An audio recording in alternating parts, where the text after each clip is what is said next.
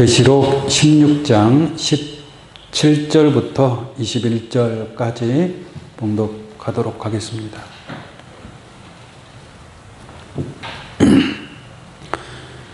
계시록 16장 17절입니다. 일곱째가 그 대접을 공기 가운데 쏟음에 큰 음성이 성전에서 보좌로부터 나서 가로되 되었다 하니 번개와 음성들과 내성이 있고 또 큰 지진이 있어 어찌 큰지 사람이 땅에 있어 오므로 이같이 큰 지진이 없었더라. 큰 성이 세 갈래로 갈라지고 만국의 성들도 무너지니 큰 성 바벨론이 하나님 앞에 기억하신 바 되어 그의 맹렬한 진노의 포도주 잔을 받음에 각 섬도 없어지고 산악도 간데 없더라. 또 중수가 한 달란트나 되는 큰 우박이 하늘로부터 사람들에게 내리매 사람들이 그 박제로 인하여 하나님을 회방하니 그 재앙이 심히 큼이러라. 아멘. 계시록 16장 7절로 21절까지 봉독해 드렸습니다. 오늘 이 말씀을 통해서 마지막 재앙, 일곱 대접 심판에 관한 내용으로 지난 시간에 이어서 말씀을 증거하도록 하겠습니다. 첫째 대접부터 일곱째 대접의 심판, 하나님의 진노의 심판이고 다만 일곱 대접 심판은 마지막 재앙의 심판인 줄로 믿습니다.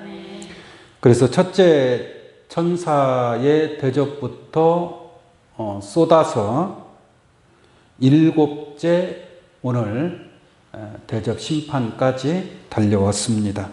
지난 시간에는 여섯째 대접에 관해서 말씀을 드렸는데 잠깐 한번 여섯째 대접에 관한 내용을 살펴보고 오늘 일곱째 대접에 관한 말씀을 증거하도록 하겠습니다.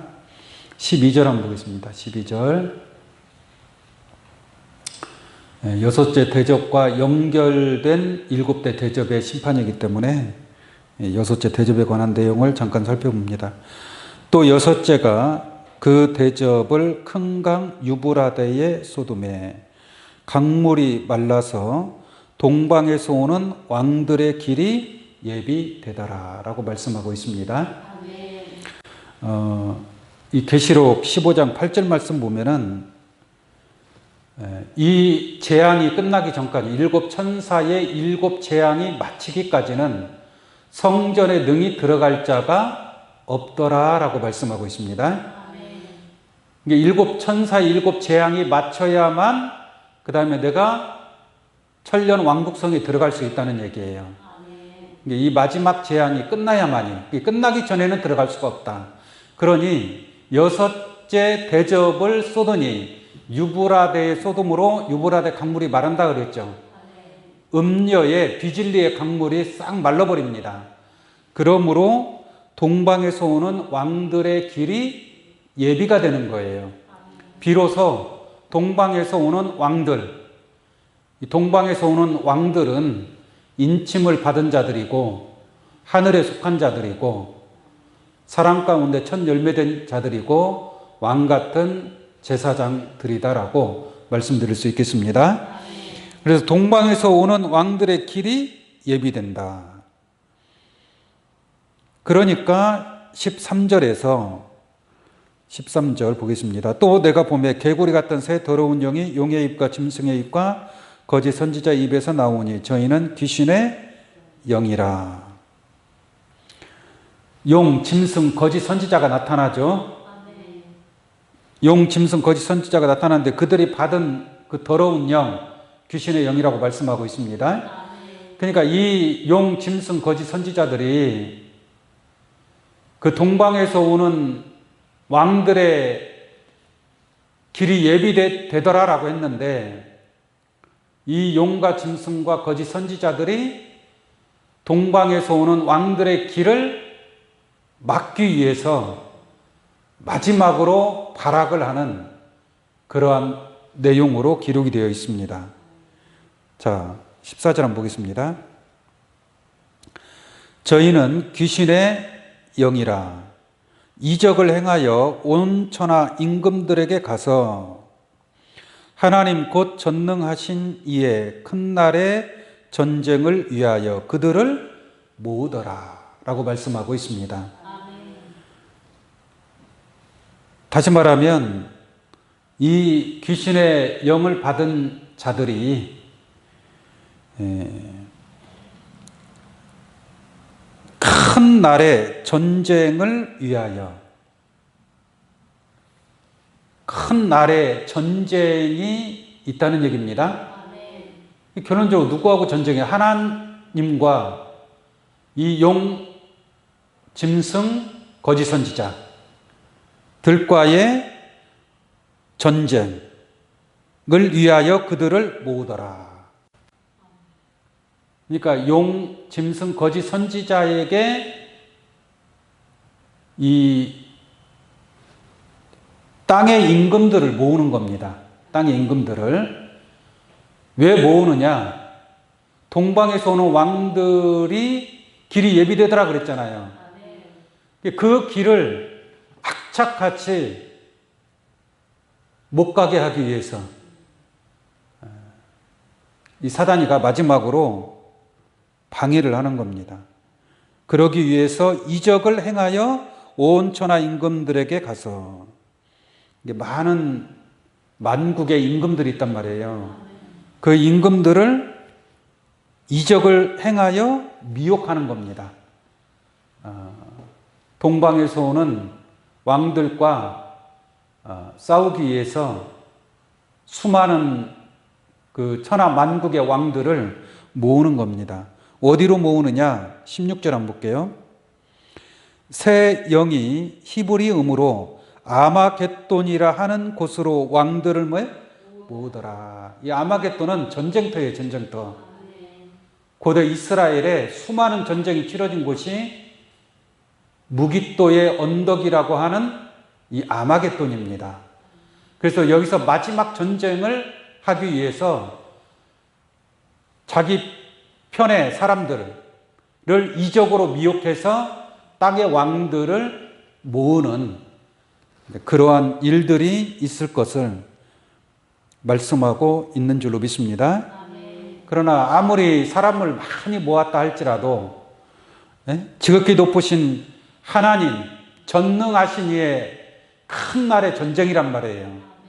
이건 싸워볼 필요도 없이 하나님이 하게 되어 있는 줄로 믿습니다. 그러나 사단은 사단대로 마지막까지 하나님의 역사를 저항하기 위해서, 막기 위해서 자기들 나름대로는 노력하겠지만 결국 하나님의 심판만 기다리고 있다는 것을 알 수가 있겠습니다. 15절 한번 보겠습니다. 15절. 보라, 내가 도적같이 오리니. 내가 뭐같이 온다고요? 도적같이 오리니. 그래서 도적같이 온다는 것은 큰 날의 심판의 때가 도적같이 온다는 얘기예요. 데살로니가 전서 5장 말씀에서 보면은 주의 날이 도적같이 임한다 그랬죠. 근데 도적같이 임하는데 누구한테 도적같이 임하느냐? 어둠의 아들에게 도적같이 임하는 겁니다. 그러나 빛의 아들들은 도적같이 임하지 못하는 줄로 믿습니다. 도적같이 임할 때에는 그 심판을 피할 수가 없다는 얘기예요. 멸망이 호련히 임한다는 얘기고, 다시 한번 보겠습니다. 15절. 보라, 내가 도적같이 오리니 누구든지 깨어 자기 옷을 지켜 벌거벗고 다니지 아니하며 자기의 부끄러움을 보이지 아니하는 자가 복이 있도다. 이렇게 말씀하고 있습니다. 이게 지금 이게 여섯째 대접의 심판을 통해서 사단에 속한 자들은 왕들을 모은다 그랬잖아요. 그 왕들을 모을 때 짐승의 말을 듣고 짐승이 행하는 그 이적을 보고 거기에 미혹을 당해서 넘어가는 자들은 그 심판이 도적같이 임하게 된다라는 말씀입니다. 다시 봅니다. 내가 도적같이 오리니. 이게 심판이 도적같이 온다는 얘기예요. 이 하나님의 큰 날의 전쟁이라고 했잖아요. 그날의 심판이 도적같이 오리니 누구든지 깨어 자기 옷을 지켜 벌거벗고 다니지 아니하며 자기의 부끄러움을 보이지 아니하는 자가 복이 있다고 그랬죠? 이게 자기의 옷을 입어야 돼, 안 입어야 돼요? 자기의 옷이 있다는 얘기, 자기가 입어야 될 옷. 그 옷을 입지 아니한 자는 결국은 도적같이 임하는 심판을 피할 수가 없다는 얘기입니다. 자기 옷을 입어야 돼. 남의 옷을 입으라는 얘기가 아니라 자기 옷을 입어야 된다는 얘기예요. 공부하는 학생이 학생의 옷을 입어야 되겠죠. 학생의 옷을 입지 않고 학생이 군인이 입는 옷을 입으면 되겠습니까? 안 어울리죠. 나중에 나이 먹고 커서 때가 되면 그때 가서 군대 들어가서 군복을 입어야 어울리는 것이죠. 이게 자기 옷이 있다는 얘기예요. 자기 옷. 하나님의 자녀로서 하나님의 말씀에 옷을 입어야 될 줄로 믿습니다. 계시록 3장을 한번 보겠습니다. 계시록 3장.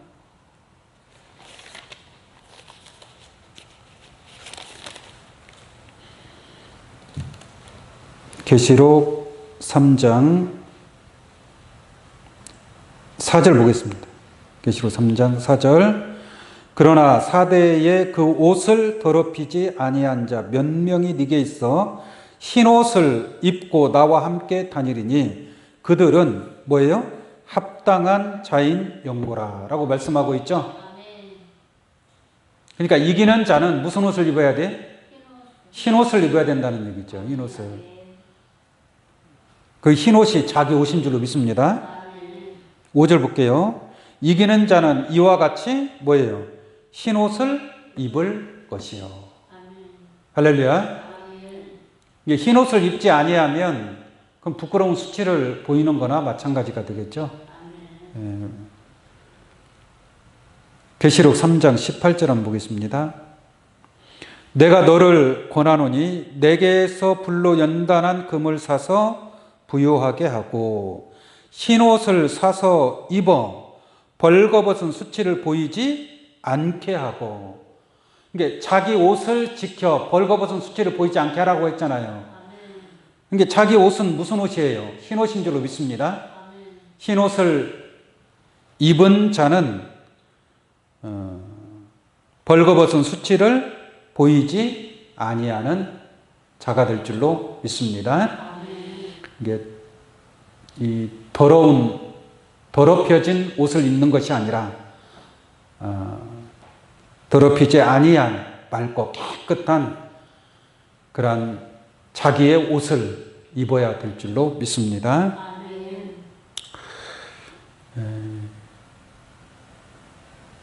자기 옷은 여러 가지로 말씀드릴 수 있겠죠. 사명의 옷도 있습니다. 사명의 옷. 직분의 옷도 있습니다. 자기 직분에 맞는 옷을 입어야 되겠죠. 그 자기 직분에 맞지도 않는 옷을 입으면 그게 다 부끄러운 수치로 드러나는 겁니다. 예를 들어서 말씀을 드리면 장관을 세우는데 많은 사람이 볼 때 저 사람은 장관감이 안 돼. 그 정도는 아니야. 그런데 욕심이 있어가지고 그 자리에 올라갔어요.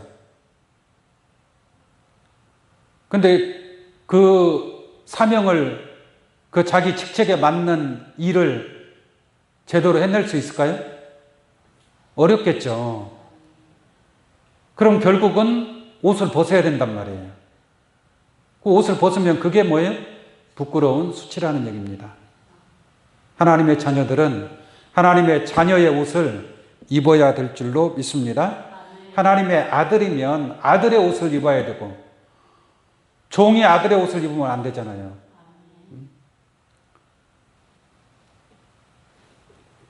다시 한번 보겠습니다. 18절 내가 너를 권하노니 내게서 불로 연단한 금을 사서 부유하게 하고 흰옷을 사서 입어 벌거벗은 수치를 보이지 않게 하고 안약을 사서 눈에 발라 보게 하라 라고 말씀하고 있습니다. 자기 옷을 지켜 벌거벗고 다니지 아니하는 자가 뭐가 있다? 복이 있다는 얘기예요. 이것은 뭐냐? 자기 옷을 벗은 자들이 있다는 얘기죠. 여기서 자기 옷을 벗은 자들은 누구냐? 용, 짐승, 거짓 선지자들 따라간 자들. 그러한 자들은 흰 옷을 입을 수 있어요? 없어요? 없다고 볼 수밖에 없겠죠. 다시 계시록 16장 15절로 보겠습니다. 보라 내가 도적같이 오르니 누구든지 깨어 자기 옷을 지켜 벌거벗고 다니지 아니하며 자기의 부끄러움을 보이지 아니하는 자가 뭐예요? 복이 있도다. 말씀 잘 듣고 잘 깨닫다가 다시 용, 짐승, 거짓 선지자가 이적을 행하면서 미혹할 때에 거기에 넘어가 버리면 그거는 얼마나 부끄러운 행위가 되겠습니까? 자기 옷을 지켜서 자기 옷을 입어야 될 옷을 입고 있어야 되는데 벌거벗은 수치로 옷을 벗어 던져버렸어요. 유다서 1장 6절 한번 보겠습니다. 유다서 1장 6절 또 자기 지위를 지키지 아니하고 자기 처소를 떠난 천사들이란 말이 있죠. 자기 지위를 지키지 아니하고 자기 지위에 맞는 그 자기 자리를 지켜야 된다는 얘기예요. 네? 집사는 집사의 직분을 지키고 권사는 권사의 직분을 자기 자리를 지켜야 되고 목사는 목사의 자리를 지켜야 되고 할렐루야. 근데 자기 지위를 지키지 아니하고 자기 처소를 떠난 천사들. 여러분들이 있어야 될 처소는 어디예요? 성전인 줄로 믿습니다. 근데 하나님의 성전을 떠난 천사란 말이에요. 천사가 있어요, 없어요? 있잖아요. 천사가 하나님의 명을 받고 하나님의 뜻대로 순종하고 그 사명을 자기 자리를 지키면서 그 사명을 감당해야 될 거 아니겠습니까? 근데 자기 처소를 떠난 천사들을 큰 날의 심판까지. 언제까지? 큰 날의 심판. 이게 큰 날의 심판이 언제예요? 일곱째 대접 심판이에요. 큰 날의 심판이 일곱째 대접 심판입니다. 그러니까 그 큰 날의 심판까지 영원한 결박으로 흑암에 가두신 줄로 믿습니다. 앞으로 자기 자리를 지키지 아니하고 자기 옷을 입지 아니하고 자기 처소를 떠난 천사들은 큰 날의 심판 때에 심판이 있게 될 것을 말씀하고 있습니다. 계시록 16장 14절 한번 다시 한번 보겠습니다. 저희는 귀신의 영이라 이적을 행하여 온 천하 임금들에게 가서 하나님 곧 전능하신 이의 무슨 날이에요? 큰 날의 전쟁을 위하여 그들을 모으더라 라고 말씀하고 있습니다. 이때에 자기 주의를 지키지 아니하고 자기 처소를 떠난 천사들 또 자기 옷을 지켜 입어 벌거벗은 수치를 보이지 아니하는 자가 복이 있음인 줄로 믿습니다. 그러나 수치를 보이는 자들은 큰 날의 심판이 기다리고 있다 라는 것을 깨달을 수 있겠습니다. 자, 그 다음에 17절 보겠습니다. 17절 일곱째가 그 대접을 공기 가운데 소돔에. 자, 일곱째 대접은 이제 마지막 대접 심판이죠. 마지막 대접 심판인데 그 대접을 공기 가운데 소돔에 큰 음성이 성전에서 보좌로부터 나서 가로되 되었다 하니. 됐다라는 것은 이제 끝났다 이거예요. 이제 하나님의 재앙의 심판이 다 완성이 된다. 일곱째 대접 심판을 통해서 된 줄로 믿습니다. 이 하나님의 보호자로부터 되었다라는 소리가 나오면 할렐루야. 그때는 비로소 하나님의 나라 천년 왕국성에 동방에서 오는 왕들이 천년 왕국성에 만국의 영광과 존귀를 가지고 참여하는 그러한 축복이 있게 될 줄로 믿습니다. 그러니까 하늘 성전에서 보좌로부터 음성이 나서 되었다라고 말하지 않습니까? 되었다. 되었다 하니 번개와 음성들과 내성이 있고 또 큰 지진이 있어 어찌 큰지 사람이 땅에 있어 오므로 이같이 큰 지진이 없었더라. 번개, 음성, 내성, 큰 지진의 심판이 이루어지는 줄로 믿습니다. 또 큰 성이 세 갈래로 갈라지고 일곱째 대접의 심판을 통해서 큰 성 바벨론이 어떻게 되는 거예요? 세 갈래로 갈라지고 만국의 성들도 뭐예요? 무너지니. 이게 바벨론 성만 무너지는 게 아니라 바벨론은 큰 성이고 나머지 또 수많은 성들이 있다는 얘기죠. 수많은 성들이 이게 바벨론과 함께하는 그러한 수많은 성들이 있는데 그 만국의 성들도 함께 뭐예요? 무너지는 거예요. 큰 대기업이 무너지면 거기에 함께 했던 작은 회사들도 함께 무너질 수밖에 없는 줄로 믿습니다. 영적으로도 마찬가지입니다. 그래서 큰 성 바벨론이 하나님 앞에 기억하신 바 되어 그의 맹렬한 진노의 포도주 잔을 받음에 각 섬도 없어지고 산악도 간데 없더라 라고 말씀하고 있습니다. 이게 마지막 대접의 심판을 통해서 모든 심판이 다 이루어지는 겁니다. 그래서 큰 성 바벨론이 무너지면 되는 거예요. 바벨론이 무너지고 만국의 성들도 무너지고 또 산과 섬과 산악도 사라지고 다시는 이러한 거짓되고 더러운 큰 성 바벨론이 나타날 수 없으므로 하나님의 심판이 완성이 되게 되는 줄로 믿습니다. 자, 그러면 16장 17절 다시 봅니다. 일곱째가 그 대접을 공기 가운데 소돔에 라고 말씀하고 있습니다. 일곱째 대접을 어디에다 쏟아요? 공기 가운데 쏟아요. 여섯째 대접은 유브라데 강물에 쏟아냈죠. 다섯째 대접은 짐승의 보좌에 쏟았습니다. 근데 일곱째 대접은 공기 가운데 소돔에. 공기 가운데 일곱째 대접을 쏟으니까 그 공기로 호흡하는 자들은 다 심판을 받을 수밖에 없겠죠. 사람이나 동물이나 공기가 없으면 살 수가 없잖아요. 공기가 있는 곳에만 살 수가 있는 거예요. 근데 여기서 이 대접을 공기 가운데 소돔으로 바벨론의 모든 자들을 심판하게 되는 겁니다. 그래서 이 공기는 바벨론의 오염된 공기를 마신 자들, 이런 육신적인 우리가 입으로 마시는 그 공기를 가리켜서 하는 말이 아니라 일곱째 대접을 공기 가운데 쏟는다. 그러니까 공기가 오염됐다는 얘기입니다.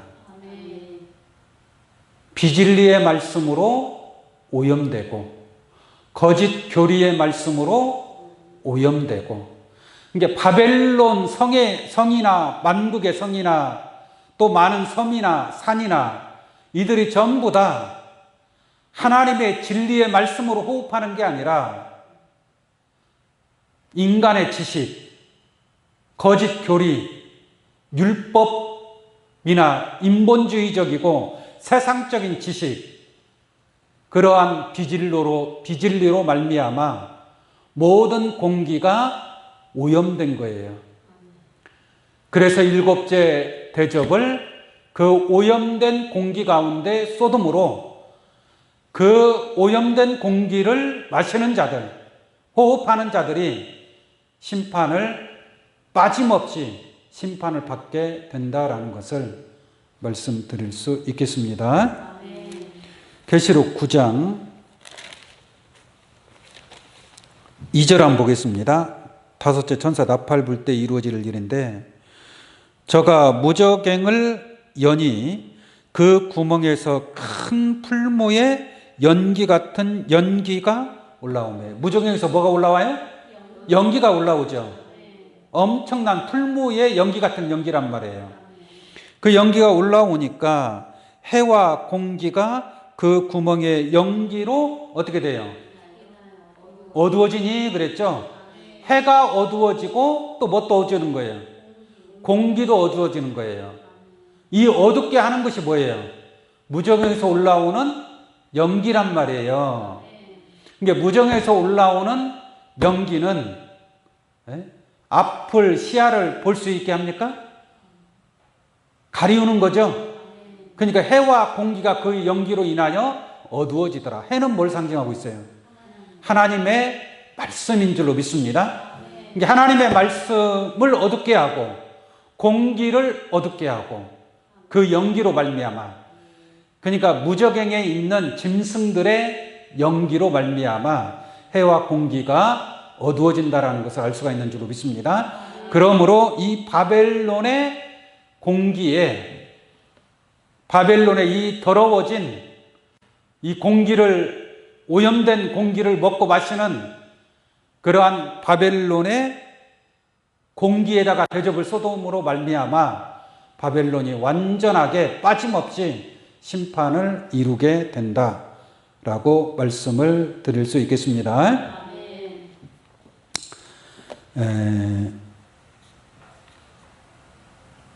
에베소서 한 말씀 보도록 하겠습니다. 에베소서 2장 2절.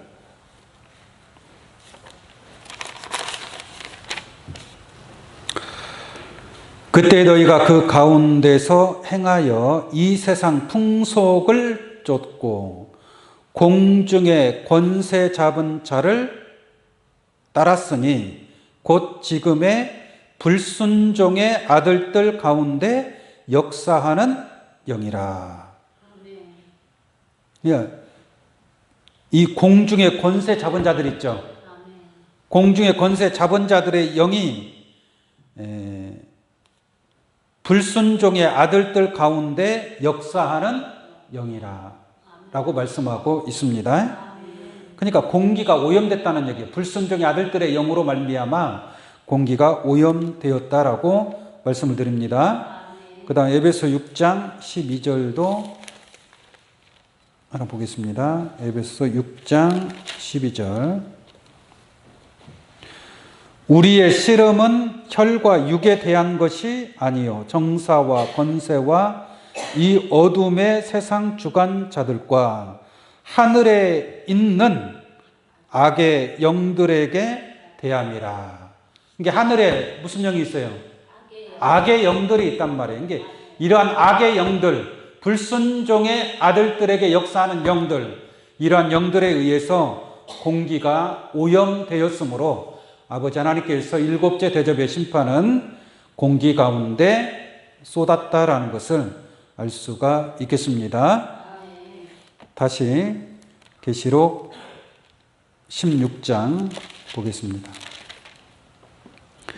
계시록 16장 17절입니다. 일곱째가 그 대접을 공기 가운데 쏟음에 큰 음성이 성전에서 보좌로부터 나서 가로되 되었다 하니, 하나님의 성전에서 보좌로부터 하나님께서 되었다라고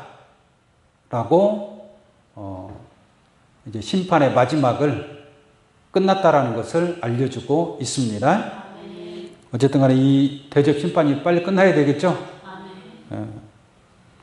그래서 모든 심판 재앙이 끝났다, 되었다 하니 18절 보겠습니다.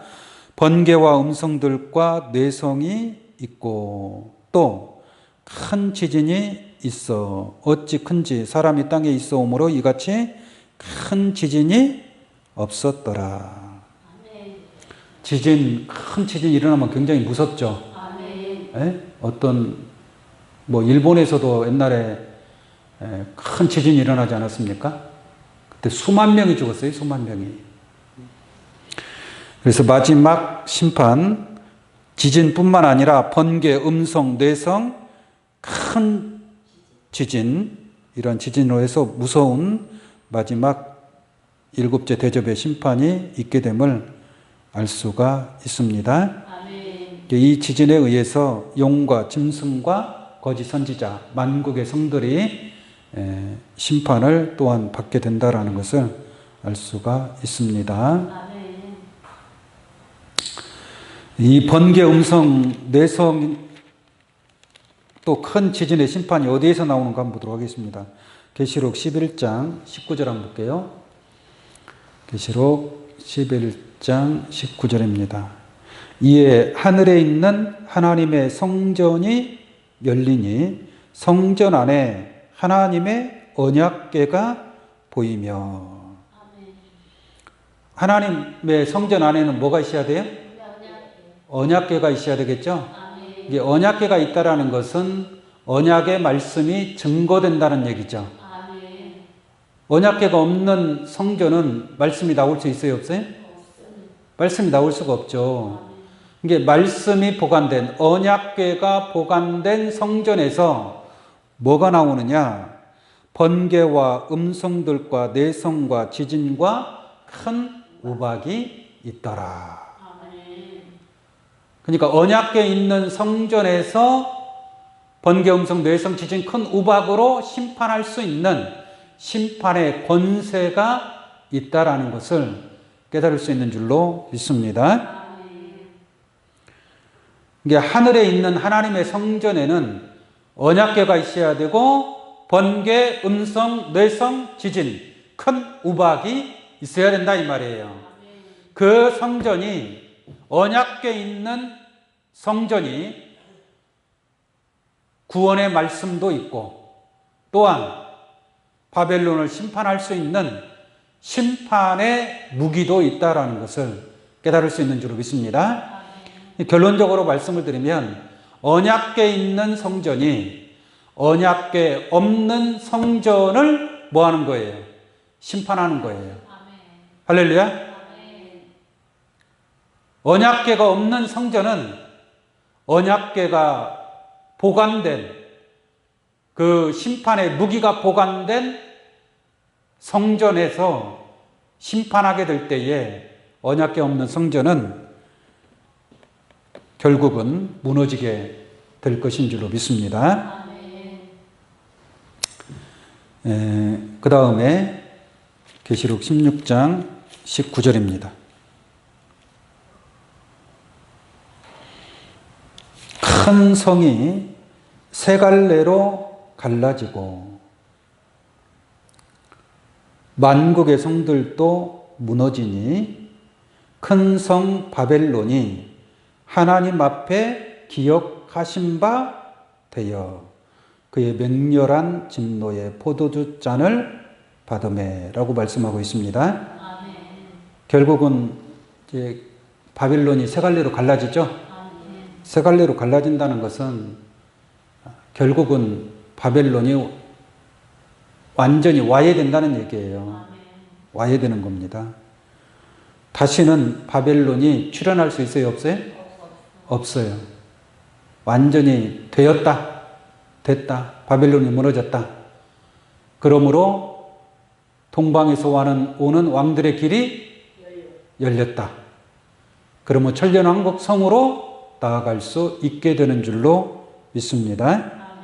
그러니까 일곱째 대접 심판이 끝나기 전에는 성소에 들어갈 자가 있다고 그랬어요? 없다고 그랬어요? 없다. 일곱 천사 일곱 재앙이 마치기까지는 성전에 등이 들어갈 자가 없다라고 하신 말씀과 같이 일곱 재앙이 끝이 남으로 이제 들어가는 길이 열리는 줄로 믿습니다. 그리고 큰 성 바벨론이 하나님 앞에 기억하신 바 되어. 이게 바벨론의 죄악상을 하나님이 안다는 얘기예요, 모른다는 얘기예요? 안다는 얘기죠. 그래서 바벨론 하나님이 심판하는 거예요. 노아 때에 하나님이 홍수로 심판했죠. 왜 심판했어요? 죄악이 심히 관영하고 사람이 악하고, 그걸 하나님이 보시고 확인하시고 노아의 가족에게는 은혜를 베푸시고 그 외에 나머지는 하나님이 심판한 줄로 믿습니다. 소돔 고모라성 심판 때도 마찬가지예요. 죄악이 꽉 찬 음란의 도시고 죄악이 심히 중함으로 말미암아 하나님이 불과 유황으로 심판한 것을 알 수가 있습니다. 그러니까 마지막 때도 마찬가지죠. 노아의 때는 인자 때와 같다라고 했잖아요. 그러므로 마지막 때에도 역시 바벨론의 죄악상을 기억하시고 하나님께서 심판하게 되었다라는 것을 알 수가 있습니다. 그래서 큰 성 바벨론이 하나님 앞에 기억하신 바 되어. 하나님 다 기억해요, 안 해요? 다 기억하고 있다가 심판하는 겁니다. 그래서 그의 맹렬한 진노의 포도주 잔을 받음에 바벨론이 하나님의 맹렬한 진노의 심판을 받게 된다 이거예요. 포도주 잔을 받음에 비진리의 포도주 잔을 받은 자들 하나님의 심판의 잔을 마시게 됩니다. 계시록 14장 보겠습니다. 계시록 14장 10절을 한번 볼까요? 10절. 그도 하나님의 진노의 포도주를 마시리니 그 진노의 잔에 섞인 것이 없이 부은 포도주라. 거룩한 천사들 앞과 어린 양 앞에서 불과 유황으로 고난을 받으니. 이게 진노의 포도주 심판을 받는다는 것은 불과 유황의 심판을 피할 수 없는 줄로 믿습니다.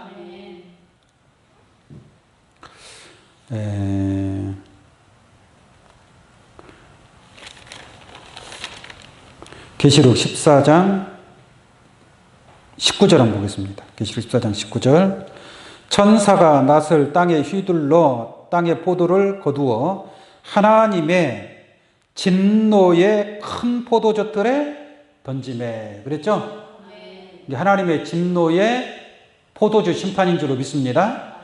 포도주 틀을 던짐에 성 밖에서 틀이 밟히니 틀에서 피가 나서 말굴레까지 닿았고 1200 수다디온에 퍼졌더라. 이런 엄청난 하나님의 진노의 심판이 있을 것을 말씀하고 있는 줄로 믿습니다. 자, 계시록 16장 20절 보겠습니다. 그래서 큰 성 바벨론이 하나님 앞에 기억하신 바 되어 그의 맹렬한 진노의 포도주 잔을 받음에. 또 백마 군대가 이 심판을 행하는데 하늘의 백마 군대가 심판을 하는데 전능하신 이의 맹렬한 진노의 포도주 틀을 밟는다라고 말씀하고 있습니다. 이제 맹렬한 진노의 포도주 잔을 받는다라는 것은 첫째 대접부터 일곱째 대접의 그러한 심판이고 또한 마지막 번개, 음성, 내성, 지진 큰 우박의 심판이 맹렬한 진노의 심판이다라고 말씀을 드릴 수 있겠습니다. 자, 20절 보겠습니다. 각 섬도 없어지고, 뭐가 없어져요? 섬도 없어지고, 또 뭣도 없어지고, 산악도 간데 없더라. 이제 이 섬이나 산악이라고 하는 것은 육지에 붙어 있지 않고 따로 떨어져 있는 독립적인 교단이나 교회들, 독립적으로 조직된 그러한 단체들, 그러한 조직이 산이나 또는 섬이다, 이렇게 섬으로 표현하고 있습니다. 근데 마지막 7 대접의 심판으로 섬도 없어지고 산악도 간데 없이 사라져버려요. 바람과 함께 사라집니다. 바벨론 성이 무너지고 만국의 성들이 무너질 판인데 그 작은 섬이나 그 산악들이 무너지지 않겠습니까? 그러한 단체들이 사라지게 되어 있다. 6째 나팔 불 때에는 산과 섬이 제자리에서 옮기오는 일이 있어요. 옮기오는 일, 6째인 뗄 때에 옮기는 일이 있지만 이 7째 대접 심판에는 산과 섬이 심판을 받게 되는 줄로 믿습니다. 그 다음 마지막 21절 보겠습니다. 또 중수가 1 달란트나 되는 큰 우박이 하늘로부터 사람들에게 내리매 사람들이 그 박제로 인하여 하나님을 회방하니 그 재앙이 심히 큼이러라. 이 우박재앙은 마지막, 지금 앞에서 번개, 음성, 뇌성, 지진의 심판이 있었죠. 이 지진의 심판에 의해서 큰 성 바벨론이 세 갈래로 갈라지고 만국의 성들도 무너지고 섬과 산악도 간데없이 사라져버렸죠. 지진의 심판에 의해서 사라져버렸단 말이에요. 근데 다 심판이 끝났는데 하나님께서 마지막 하나 더 남겨놓으셨어요. 그게 큰 우박재앙입니다. 근데 이 큰 우박이 21절 보면은 또 중수가 1 달란트나 되는, 이게 무겁다는 얘기예요? 가볍다는 얘기? 무겁다는 얘기예요. 우박이. 큰 우박이란 말이에요. 주먹만한 우박은 지금도 떨어지더라고요. 그죠? 주먹만한 우박이 떨어지면 창문도 다 깨지고 그렇습니다. 엄청난 피해를 봅니다. 근데 여기서는 1 달란트나 되는 큰 우박이라고 했단 말이에요. 1 달란트는 고대의 1 달란트는 35kg에서 45kg 정도 되었다고 합니다. 근데 이것을 그 달란트 옆에 일자라고 써 있단 말이에요. 주애란에 보면은 어떻게 기록되어 있어요? 약 100근이라고 되어 있죠? 정확하진 않고 약 100근 정도 나간다. 그럼 100근이면 몇 킬로예요? 60kg잖아요. 60kg. 그러니까 60kg 되는 우박이 저 하늘에서부터 사람에게 떨어진다고 한번 생각을 해보세요. 하여튼 우박이 떨어지는 건 저 구름에 있는 곳에서 떨어질 거 아니에요. 구름에서 비가 만들어지고 우박이 만들어지는 거니까요. 그게 떨어지면 그거 맞고 살 자가 있겠습니까? 수십 킬로 위에서 떨어지는 그 속도에 의해서 건물도 다 부서지겠죠. 그래서 다시 한번 보겠습니다. 또 중수가 1 달란트나 되는 큰 우박이 하늘로부터 사람들에게 내리매 사람들이 그 박제로 인하여 우박의 재앙으로 인하여 하나님을 회방하니 그 재앙이 심히 큼이러라. 이렇게 말씀하고 있습니다. 이렇게 해서 마지막 큰 우박 재앙까지 해서 완전한 바벨론을 심판하게 되는 줄로 믿습니다. 출애굽기에도 보면은 애굽에 10가지 재앙을 내릴 때에 우박 재앙이 있었습니다. 근데 그때 우박은 1 달란트나 되는 우박이 아니에요. 그러나 어쨌든 간에 우박 재앙을 통해서 애굽이 많은 해를 입게 됐습니다. 그런데 이스라엘 백성들이 거하는 고센 땅에는 그 재앙이 임하지 아니한 줄로 믿습니다. 마지막 때에도 이러한 7 인의 심판, 7 나팔의 심판, 7 대접의 심판이 임한다 할지라도 인맞은 하나님의 자녀들에게는 전혀 해가 없음을 알 수가 있는 줄로 믿습니다. 성경은 기록된 대로 이루어지겠죠? 기록된 하나님 말씀대로 이루어지게 될 때에 바벨론은 멸망하기로 이미 작정되어 있고 하나님이 승리하기로 작정된 계획인 줄로 믿습니다. 이러한 때에 자기 옷을 지켜 벌거벗고 다니지 아니하고 자기 주의를 지키고 자기 처소를 떠나지 아니한 신혼 입은 하나님의 자녀로서 만국의 영광과 존귀를 가지고 바벨성이 무너짐으로 말미암아 하나님의 성전 거룩한 성 예루살렘에 만국의 영광을 가지고 참여하는 귀한 믿음의 권속들이 되시기를 예수의 이름으로 간절히 축원합니다. 이상으로 말씀 마치도록 하겠습니다. 잠깐 기도하겠습니다.